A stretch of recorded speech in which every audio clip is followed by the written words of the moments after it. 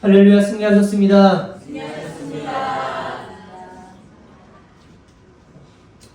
오늘은 송년 주일입니다. 송년 주일. 원래 교회력으로 굳이 따지자면 2025년은 벌써 끝났고 2026년도의 회기가 벌써 한 달이 지났다는 의미를 가집니다. 그렇지만 우리가 이제 달력으로 이제 계산을 하기 때문에 그 달력으로는 오늘이 2025년 마지막 52번째 주일을 보내는 그런 날입니다. 52주 동안 여러분들 걸어오시느라 애들 많이 쓰셨어요. 옆에 계신 분들과 이렇게 인사 나누겠습니다. 애썼어. 한 번 더 할까요? 수고 많았어. 한 번 더 할까요? 하나님의 은혜야. 그런데 우리가 애는 썼지만 종료는 아닙니다. 우리는 하나님의 나라에 갈 때까지, 우리의 인생이 끝나기 전까지 우리가 그 믿음의 길은 여기서 멈춰지지 않는다는 거예요. 끝까지 승리하며 걸어나갈 수 있게 되시기를 간절히 바라고, 우리의 목적지가 어딘지 이거를 좀 분명하게 좀 합시다 라고 하는 그런 말씀을 여러분들과 오늘 같이 좀 나누려고 하니까, 우리의 목적지는 그 누가 뭐라 한다 할지라도 하나님의 나라여야만 한다라고 하는 것을 믿음으로 고백할 수 있게 되시기를 예수의 이름으로 간절히 축복합니다. 세계에 공처가 대회가 열렸어요. 애처가와 공처가의 차이는 아시죠? 애처가는 아내를 너무 사랑하는 남편을 이야기하는 거고, 공처가는 아내에게 쩔쩔매는 남편을 이야기하는 겁니다. 이해가 되시죠? 그래서 세계 공처가 대회라고 하는 건 누가 아내에게 쩔쩔매는 남편인가, 이거를 이제 가리는 그런 대회를 이야기하는 겁니다. 사람들이 이제 불려 모아졌고, 세계에서 누가 가장 공처가인가 라고 하는 그런 대표로 뽑힌 사람들 한 100명 정도가 이렇게 딱 공터에 모인 거예요. 그래서 너도 나도 나는 아니야 라고 하지만 다들 그런 사람들만 모여가지고 이제 그들끼리 경쟁을 이제 하게 된 거죠. 방식은 이랬습니다. OX 퀴즈처럼 이거를 하냐 안 하냐 라고 하는 그런 질문에 한다 그러면은 O로 가고, 안 한다 그러면은 X로 가고, 그런 식으로 이제 대회가 열리고 마지막까지 한 사람이 딱 남게 되면은 야, 이 사람은 전 세계에서 진짜 찐 공처가다, 이렇게 이제 판명이 되는 그런 대회였어요. 사람들이 이제 모여있는 가운데 사회자가 첫 번째 질문을 하게 됩니다. 하루 종일 힘들게 밖에서 일을 하고 왔는데 집에 갔더니 아내가 맛있는 저녁을 차려놨습니다. 맛있는 저녁을 먹고 설거지는 내가 한다 안 한다, 그런 질문이 이제 첫 번째 질문이었어요. 근데 이 첫 번째 질문은 다소 무난했습니다. 공처가였다면 이 정도는 충분한 거 아니야? 이제 사람들도 이 몸풀기 정도의 수준의 어떤 문제들 앞에서 나름 공처가로서 모인 거기 때문에 야, 이건 너무 식은 죽 먹기 아니냐, 그래도 아내가 밥이라도 차려놨네, 난 내가 차려야 될 줄 알았지, 이 정도면 너무 감사한 거 아니야? 설거지 당연히 내가 해야 되는 거지. 그러면서 이제 막 수근수근 거리던 그 사람들은 이제 이응 쪽으로 설거지 한다, 오 쪽으로 이렇게 다 몰려가기 시작했어요. 너무 쉬운 문제였기 때문에 다들 쉽게 통과하겠다 싶어서 이제 사회자도 이렇게 별 생각이 없었는데, 그 X표 쳐져 있는 곳에 한 사람이 남아 있는 겁니다. 그게 이상하잖아요. 이 공처가로서 모인 사람들인데 설거지를 안 한다 쪽에 서 있는 것 자체가 뭔가 이상해 보였던 거예요. 그래서 이 사회자가 그 X표 쪽에 가 있는 그 한 사람을 데리고 이제 인터뷰를 시작합니다. 당신은 공처가, 나름대로 공처가라고 해서 여기에 모였는데 설거지를 당신이 안 한다고요? 그럼 설거지도 아내에게 시킬 거라는 겁니까? 이건 너무 쉬운 문제인데 당신은 공처가로서의 자격이 없는 거 아닙니까? 이렇게 이제 질문을 했어요. 그때 이 혼자 남아 있었던 그 공처가 남편이 그 사회자의 질문에 이렇게 대답을 했습니다. 우리 아내가 사람 많은 곳 가지 말라 그랬거든요. 그래서 사람들 다 저쪽으로 가니까 저는 이쪽에 남아 있었던 겁니다. 그 얘기를 이렇게 딱 하는 거예요. 그러니까 이제 긴급 회의가 열렸습니다. 야, 이걸 어떻게 해야 되나? 이거는 볼 것도 없다, 여기서 한 번에 다 끝난 거다 하면서 그 X표에 남겨져 있었던 그 사람이 전 세계 공처가 대회의 우승자가 되었다라고 하는 믿거나 말거나 하는 이야기가 있어요. 성경은요, 우리에게 늘 두 가지의 길을 제시합니다. 다른 길은 없는 거예요. 이쪽으로 갈 거 아니면 이쪽으로 가. 하나님을 선택할 거 아니면 재물을 선택해. 둘 중에 하나는 무조건 선택을 해야지 너희들이 그 길을 걸어갈 수 있어. 이 길을 늘 선택하게끔 만드는데 마태복음 7장에 보면은 이 길에 대해서 두 가지의 길에 이렇게 설명을 하고 있습니다. 말씀 한번 볼게요. 마태복음 7장 13절 14절입니다. 좁은 문으로 들어가거라. 멸망으로 이끄는 문은 넓고 그 길이 널찍하여서 그리로 들어가는 사람이 많다. 생명으로 이끄는 문은 너무나도 좁고 그 길이 비좁아서 그것을 찾는 사람이 적다 라고 되어져 있죠. 사람들이 다 그쪽으로 간다고 해서 무턱대고 그것을 따라가는 신앙은 옳은 신앙이라고 이야기할 수는 없습니다. 그런데 모든 사람들이 간다고 하더라도 그 길이 잘못된 길이 아닐 수도 있는 그런 가능성은 있는 거예요. 그러니까 중요한 게 있어요. 많은 사람들이 가고 안 가고를 가지고 우리들이 따라가냐 마냐를 결정할 게 아니라 우리에게는 명확한 기준이 필요하다는 거죠. 그 기준이 무엇이냐면 하나님의 말씀이다라는 거예요. 그러니까 하나님의 말씀에 빗대어봐서 많은 사람들이 쫓아가는 그 길이 하나님 앞에 영광을 올리는 길이다라고 한다면 우리도 자연스럽게 그 길을 따라가야만 되는 거겠죠. 그런데 그 하나님의 말씀의 기준을 토대로 해서 많은 사람들이 쫓아가는 길이 하나님의 영광을 가리는 길이라고 한다면 많은 사람들이 간다고 해서 굳이 우리가 따라갈 필요는 전혀 없다라고 하는 겁니다. 여러분들이 하나님의 말씀에 정확한 기준을 삼으시고 그 기준대로 삶을 이끌어 나갈 수 있게 되셔서 좁은 길, 좁은 문을 선택할 수 있게 되시는 우리 귀한 성도님들 되시기를 예수의 이름으로 간절히 축복합니다. 오늘은 책을 하나 좀 소개를 좀 해드리려고 해요. 예전에도 제가 연초에 우리 이 책 가지고 한번 말씀 나눠보자 했었는데 못했습니다. 내년에 한번 해볼 수 있을까 좀 기대가 있는데 존 버니언이라고 하는 사람이 철로 역정이라고 하는 책을 썼어요. 철로 역정이라고 하는 책은 하나님 나라로 가는 길이라고 하는 그 책의 제목을 가지고 있는데 거기에 주인공의 이름이 크리스천입니다. 크리스천은 그 하나님 나라로 가게 되어지는 그 길 가운데에 어떠한 삶이었을까라고 하는 그런 내용들을 그 책에 잘 담아놓고 있어요. 크리스천이 자신의 손에 들려 있었던 책 한 권이 있었습니다. 근데 그 책을 읽게 되어지는데 점점 읽으면 읽어갈수록 자기 등에 짐이 계속 지워지는 것을 느낄 수가 있었어요. 근데 그 짐은 죄의 짐이었습니다. 그러면은 이 성경을 자꾸 읽고 가다 보면 이 죄의 짐이 좀 떨어지지 않을까라고 하는 그런 마음을 가지고 있었지만 성경을 읽으면 읽을수록 죄의 짐은 더 무겁게 지워지게 되었다라고 하는 거예요. 그래서 그 성경에 보니까 내가 지금 살고 있는 이 땅이 이거 조만간 망할 땅이구나. 나 여기서 좀 벗어나야 되겠구나 라고 하는 것을 깨닫게 되고 크리스천이 자기 등에 지어진 무거운 짐을 가지고 출발을 하게 됐어요. 나 여기서 도저히 못 산다. 그래서 출발하게 되어졌는데 얼마 지나지 않아서 전도자라고 하는 사람을 만나게 됩니다. 이 전도자는 이 크리스천에게 이렇게 이야기를 해요. 당신은 어디로 가야 되는 거냐면 어디로 가야 될지 모르신다면 저기 멀리 보이는 빛, 그 빛 하나만 보고 가십시오. 다른 길로 빠지지 말고요. 그 빛만 온전히 따라가게 되어진다면 아마 거기에는 좋은 문 하나를 발견할 수 있을 겁니다. 그 좋은 문에 당신이 노크를 하게 되어지면 그 안에서 누군가가 나와실 건데 그 사람이 당신을 영접할 때 당신이 앞으로 어떻게 해야 할 것인지 어떻게 행실을 해야 할 것인지 이 모든 것들을 그 문 뒤에 있던 사람이 알려주실 겁니다. 그 빛을 향해서 길 잃어버리지 말고 곁길로 빠지지 말고 거기를 좀 제대로 걸어가십시오. 전도자가 이렇게 이야기를 했고 크리스천은 그 이야기를 듣고 저 빛을 쫓아가면 되는 거구나 라고 하고 그 빛을 쫓아가기 시작합니다. 얼마쯤 지났을까요? 그 앞에 세속현자라고 하는 사람이 등장합니다. 세속현자라고 하는 뜻은 세상의 지혜를 가진 사람, 우리는 그걸 세속현자라고 이야기하죠. 그 세속현자가 이 크리스천을 만나게 되어지고 이런 질문을 합니다. 당신은 그 등 뒤에 무거운 짐을 가지고 지금 어디를 가고 있는 겁니까? 당신은 지금 뭐 하고 있는 겁니까? 라고 하는 그런 질문을 던지게 돼요. 그때 크리스천은 대답합니다.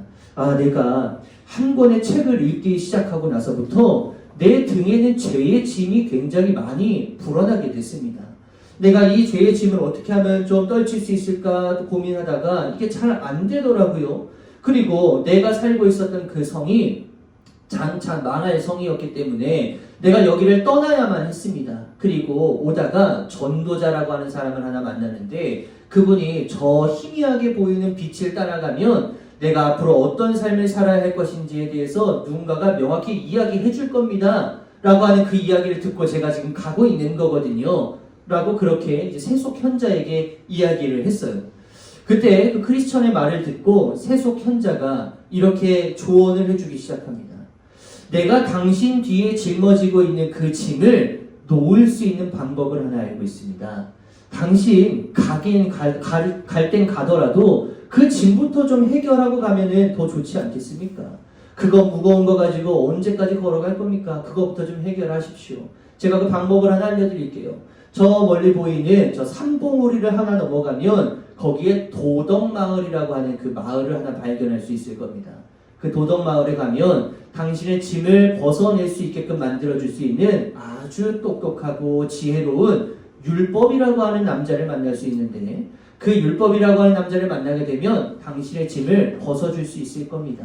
그런데 그 사람이 참 바쁘다 하더라고요. 혹시나 그 사람을 만나지 못하게 되어진다면 그의 아들을 한번 찾아가 보십시오. 그의 아들은 예위라고 하는 아들인데 그분이 아마 또 당신의 짐을 덜어줄 수 있을 겁니다. 크리스천에게는요 너무나도 기쁜 소식이었죠. 그래 갈 땐 가더라도 이 짐부터 해결하고 가는 게 이게 더 나에게 더 수월하지 않겠느냐 그런 생각을 가지고 자기가 빛을 향해서 걸어가고 있었던 그 길에서 벗어나 다른 쪽에 있었던 산봉우리를 바라보면서 이제 가게 되었고 거기에 그 너머에 있는 도덕마을을 향해서 이제 발길을 돌리게 되었어요. 그런데 그 마을로 가는 길이 결코 쉽지가 않았습니다. 산봉우리를 넘어야만 했고 그 산봉우리는 굉장히 위험했고 옆에는 낭떠러지처럼 되어져 있었기 때문에 나의 목숨이 오고 가고 하는 그런 어떤 심각한 지경에 이르게 되었다는 겁니다. 그리고 결국에 산봉우리를 넘긴 넘었고 도덕마을에 도착했고 거기에 율법과 예의 이 두 사람을 만나게 됐어요. 기대감을 가졌겠죠. 이 사람을 만나면 나의 짐을 떨어낼 수 있는 거니까 빨리 했다가 빛을 향해서 다시 가야지 그랬는데 이 사람들의 이야기를 계속 듣다 보니까 자기의 죄의 짐이 떨쳐지는 게 아니라 점점 더 죄의 짐이 쌓이고 있는 그 모습을 그 느낌을 이제 받게 되었다는 거예요. 크리스천은 그런 자신의 모습을 보면서 내가 세속 현자의 말을 괜히 들었다. 그냥 이거 더 무거운 짐을 가지고 가야 될 판인데 그때 그냥 빛을 향해서 갔더라면 그래 좀 힘들 수는 있었겠지만 그래도 좀 더 수월할 수는 있었을 텐데 지금은 더 힘들게 됐네. 이렇게 자기의 신세를 한탄하고 있었을 때에 크리스천 곁에 전도자가 다시 나타나게 됩니다. 그래서 이 전도자가 나타남과 동시에 크리스천은 그를 보기가 좀 민망했어요. 자기에게 그렇게 조언해줬었던 그 조언이 아니라 다른 길로 빠졌고 이상한 동네에 지금 와서 이 만남이 이루어졌기 때문에 굉장히 민망했습니다. 그렇지만 크리스천은 그동안 자기가 있었던 일들을 쫙 이 전도자에게 다 이야기를 해주기 시작했어요. 그리고 나서 이 전도자가 그 이야기를 다 듣고 그 세속 현자, 그러니까 크리스천이 만났던 세속 현자에 대해서 설명을 해주기 시작합니다. 그의 설명은 이랬어요. 그는 세상이 주는 가르침을 매우 좋아합니다. 그래서 많은 사람들을 세상의 가르침으로 이끌었습니다. 교묘하게 이용해서 올바른 길에서 걸어가고 있는 그런 사람들을 죽음의 길로 이 세상으로 빠지게 만드는 그 일을 이 세속 현자가 하고 있었습니다. 그리고 이 세상의 것들이 결코 잘못된 것이 아니라고 하는 그런 착각을 당신에게 불러일으켰을 겁니다. 그는 당신에게 바른 길에서 떠나야 하겠다라고 하는 그런 마음을 심어줬고 빛을 외면하게 만들려고 했고 죽음이 기다리는 길로 들어서서 서게 하는 그런 유혹을 당신에게 심어준 겁니다. 그래도 지금 다시 그 길을 돌이켜서 다시 옳은 길로 걸어가려고 하는 당신의 모습을 보니까 그래도 참 다행입니다. 지금까지 이렇게 돌아오면서 좀 어려움은 있었겠지만 지금이라도 놓치지 말고 저 희미하게 보이는 빛을 향해서 온전히 걸어가십시오. 그러면서 이 챕터가 이제 이렇게 마무리 지어지게 되어집니다.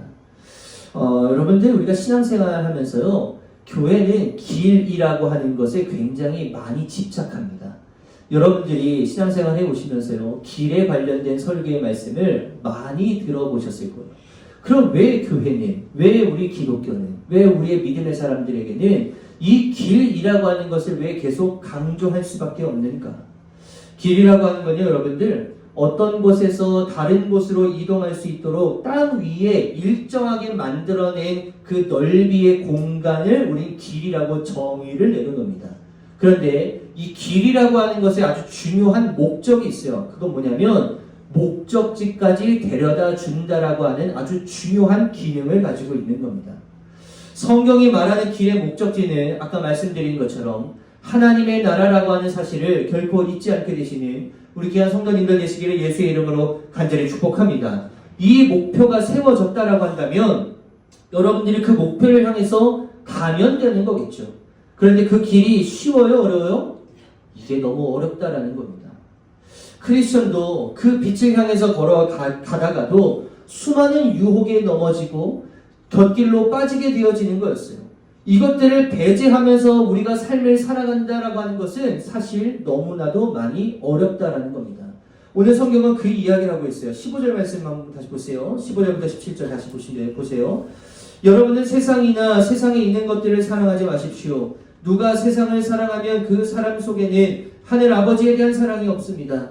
세상에 있는 모든 것, 곧 육체의 욕망, 눈의 욕망, 세상 살림에 대한 자랑은 모두 하늘 아버지에게서 온 것이 아니라 세상에서 온 것이기 때문입니다.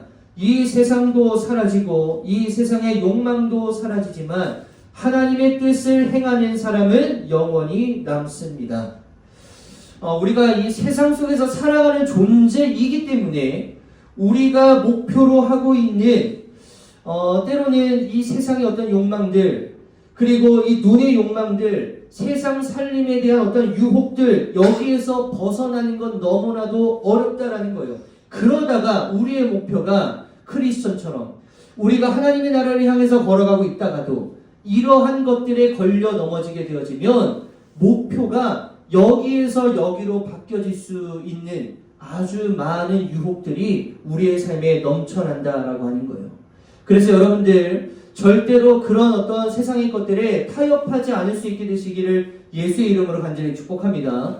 우리가 절대로 타협하지 말아야 할 것이 뭐냐면 하나님을 향한 그 마음, 하나님의 나라, 하나님의 사랑, 하나님의 은혜, 하나님의 임재, 이 하나님께서 우리들에게 허락해 주시는 그 모든 것들은 이 세상의 무엇과도 타협하지 말아야 하는 것들임을 다시 한번 기억하시고 이것들의 소중함을 더할 수 있게 되시는 우리 귀한 성도님들 되시기를 예수의 이름으로 간절히 축복합니다. 이런 다짐과 타협하지 말아야지라고 하는 이런 결단을 하면서 간다 하더라도요, 우리가 곁길로 충분히 빠질 수밖에 없는 아주 연약한 존재이다라고 하는 것을 스스로가 인정해야 되는 거예요. 내가 그래도 결단하면서 가야지 하면서도 여러분들이 2025년 걸어와 보셔서 아실 거 아니에요. 내가 그렇게 걸어가야지 라고 했지만 그 길로 걸어온 사람들이 사실 그렇게 많지 않다라는 거예요. 우리 그걸 충분히 인지하고 인정하고 나는 다시는 그러지 말아야지 라고 하는 새로운 다짐을 가지고 나아가야 할 텐데 그렇게 곁길로 빠졌을 때 그럼 우리는 어떻게 해야 되는 것일까? 이게 중요한 포인트겠죠. 어찌됐든 간에 여러분들 곁길로 빠졌지만 크리스천처럼 도덕마을로 향했지만 다시 돌아올 수 있게 되시는 우리 귀한 성도님들 되시기를 예수의 이름으로 간절히 축복합니다. 더 힘들 수는 있어요. 왜냐? 간 만큼 돌아와야 되기 때문에 더 어렵고 힘들 수는 있습니다. 그렇지만 안 돌아오실 거예요? 돌아와야 되는 거예요. 왜냐? 그 길에는 소망이 없고 이 길에만 희망과 소망이 있는 거기 때문에 이 길을 고수하고 사수할 수 있는 여러분들이 되셔야만 된다는 겁니다. 예전에 제가 오랜만에 그 이야기 꺼내는데요. 그 자전거 국토종주할 때 이야기예요. 벌써 한 10년, 11년 전 이야기인데 그때 제가 그 칠곡 아세요? 칠곡 모르시나? 거기가 경상남도인가? 북도인가? 경상북도 칠곡까지 갔을 때의 이야기입니다. 그러니까 꽤 많이 간 거예요. 이제 조금만 더 가면 이제 부산의 낙동강까지 도착하는 그런 어떤 여정이었기 때문에 7곳까지 갔는데 저랑 친구 둘 해가지고 이제 같이 그런 여정을 이제 갔었습니다. 7곳까지 가니까요 너무 힘든 거예요. 좀 쉬고 싶다, 좀 포기하고 싶다. 근데 온 게 너무 아깝잖아요. 그래서 이제 끝까지 가야 되겠다 해서 편의점에 이제 앉아가지고 이제 체력을 좀 보충하고 있었습니다. 근데 거기 있었던 편의점이 그 자전거 그 국토종조 길 그 주변에 있었던 곳이라 자전거를 타고 있었던 사람들이 꽤나 같이 많이 있었어요. 그러니까 우리만 쉬는 게 아니라 이제 군데군데 3, 4, 5 모여가지고 그 일행들이 이제 같이 쉬고 있었습니다. 근데 저쪽에서부터 한 60대 정도 돼 보이시는 이제 어르신이 이제 오시는 거예요. 오셔가지고 이제 우리들 이제 다 쉬고 있는 그 우리들 가운데 딱 쓰시더니 자기가 그 몇 년 전에 그 국토종지를 지금 하고 왔었었는데 여기가 가장 힘든 코스다. 그래서 여기만 넘어가면 좀 이제 수월하게 갈 수가 있는데 이 길에서 제가 원래대로 그 국토종주의 길이라고 한다면 언덕을 하나 넘어야 돼가지고 그게 좀 많이 힘든데 제가 그 전에 가봐서 알거든요. 여기 조금 돌아가면 그 일반 그 국토종주 길은 아니고 그러니까 아직 개통되지 않은 그 도로가 하나 있는데 그게 길이 연결은 되어 있다. 그 자기도 그 길을 따라서 국토종주를 한번 가본 적이 있으니까 여러분들 너무 힘드시니까 그 길을 좀 선택하셔서 가시면 아마 수월하게 넘어가실 수 있을 거예요. 그렇게 해서 그 어르신이 이야기하시니까 거기 다들 동요되기 시작하잖아요. 힘들어 죽겠는데 야 그래 저 이야기를 듣고 가면 그래도 이 언덕 하나는 우리가 좀 패스하고 지나갈 수 있지 않을까 해가지고 저하고 그 친구 둘 거기 3, 4, 5명 모여 있었던 그 아주머니들 같이 모여가지고 다 같이 그 아저씨의 말을 그 아저씨는 같이 우리를 데려가 주지도 않으셨어요. 그냥 길만 알려주신 거고 그분은 편의점에 앉으셔가지고 자기 볼일을 하고 계셨고 그냥 우리들끼리 다 모여가지고 갑자기 한 20명 정도가 한꺼번에 그 길을 이제 가기 시작한 겁니다. 한 30분 정도 갔을까요? 갔는데 길이 있긴 있더라고요. 야 그래 이 길 건너가면 되겠다 해서 이제 그 길까지 거의 다 갔는데 거기 완전히 바리게이트가 완전히 쳐져가지고 안 그래도 거기를 이렇게 막 자기들 마음대로 드나들었었던 자전거족들이 있었던 거예요. 그러니까 그 나라에서 거기 길을 완전히 막아버렸던 거죠. 그 앞에 갔는데 너무 허무하잖아요. 야 이거 뭐야? 그래가지고 30분을 갔는데 다시 30분을 돌아와야 됐습니다. 어쩔 수가 없었어요. 그 30분을 딱 돌아왔는데 그 편의점에 그 아저씨가 계시는 거예요. 화가 힘들어 죽겠는데 자기는 가지도 않을 거면서 이상한 얘기를 해가지고 그래서 와가지고 이제 그 아저씨한테 얘기를 하려다가 그 아저씨가 먼저 우리가 이상하잖아요 벌써 야 가야 되는데 다시 돌아오는 것만 봐도 좀 이상하잖아요. 그분이 도망가지 않으시더라고요. 정직하게 딱 앉아 계시더니 미안하다고 너네들이 다시 돌아오는 거 보니까 거기 개통이 아직 안 된가 보구나 미안하다고 그래서 내가 음료수 하나씩 사드릴 테니까 20명이 있었던 그 아저씨들하고 저하고까지 다 해가지고 음료수를 사주신 적이 있어요. 여러분들 그런 유언비어든 여러분들 조심해야 될 그런 부분들이 있는 거겠죠. 근데 이게 저 그때 그런 경험들이요. 이게 진짜 그런 거다.